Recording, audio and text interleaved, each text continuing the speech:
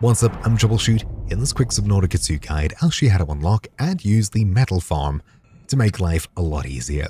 This is unlocked when you reach the alien ruins all the way 1,300 meters straight east of the original starting life pod.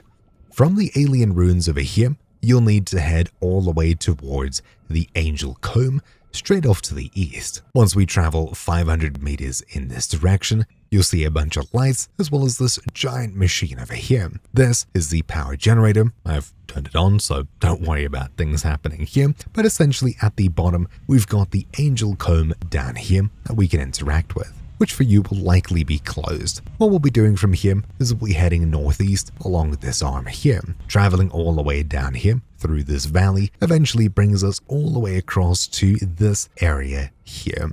This area is relatively unfriendly. There's a Leviathan above, which is not the best to encounter, but you'll see a bunch of these things around here. These are metal farms. You can approach any one of these and give it a quick scan. You'll need to scan 3 of these, which sounds like a lot, until you realize you can scan quite literally every arm on every one of these. So once we scan all 3, we've successfully fully unlocked the metal farm and metal farming. Now we can head back to our base. When you get back to your base, make sure to grab yourself a habitat builder. With this, we've got a new tab unlocked called Cultivation, where we've got the metal farm here for 1 mangalloy ingot and 1 Axum bacterial culture, which might be a bit difficult to get. We can make ourselves the metal farm. Mangalloy is made with atacamite, troilite, and titanium ingots, and Axum bacterial culture is actually located all the way back here where we were earlier, and around us you'll actually see things like this in the center of the pool. This is what we're looking for. If we go ahead and left click to break it, we should get bacteria culture from it, but that one seems to have just vanished through the earth. Let's try this one.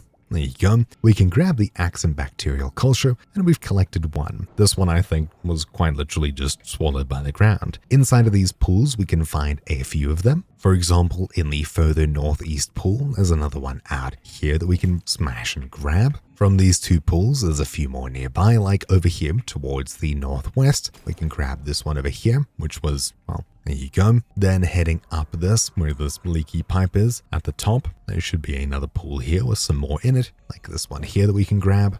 There you go. And that's basically it. You'll find everything around here. Just look for these glowy pools, and that's where it is. Giving you a top view here, there's 2 major pools, a small one towards the west, another one up there, and another one there. At all of these, you can find quite a few, and I think at that small one there too. Either ways, once you grab everything, we can make our way back home, and we can craft ourselves a metal farm. This can be placed quite literally anywhere in the world, and as you can see, it links to power generation devices like these hydro turbines or power towers, and when you do, you'll need to grab yourself from the exterior facilities power transmitters and hook these up all the way across to, well, that's unfortunate, under construction. Will that work? Yeah, that works. Something like a thermal plant, hydroelectric turbine, etc. And once we do, we're able to head out to these things, and assuming there's enough power at one of these, you can walk up to it and open it up, where we can then place a metal inside. You can put quite a few items, but a lot of them aren't compatible, obviously. Let's use Celestine instead. This one works, and as you can see, it takes 10 minutes for it to finish. This essentially just grows new material, and you can see the thing in the center is slowly moving up, which eventually should reveal some material. Celestine works, conduit crystal works, creature enamel works as well. A lot of metals work, and even though things show as working, some of them don't, like obviously Axum bacterial culture, but you get the point. If we choose Celestine, for example, all we need to do is wait 10 minutes and things should happen.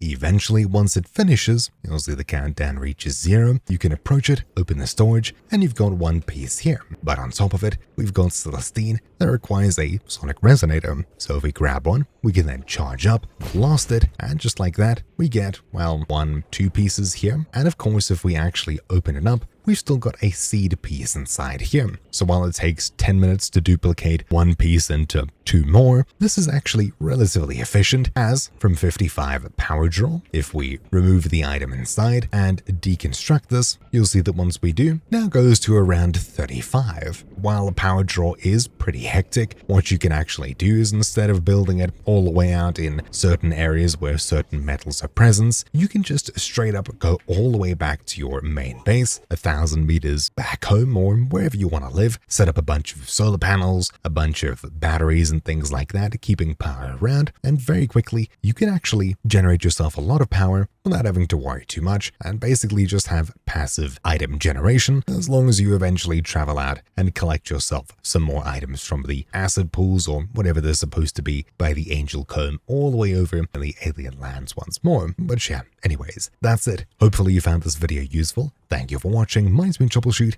and I'll see you all next time. Ciao.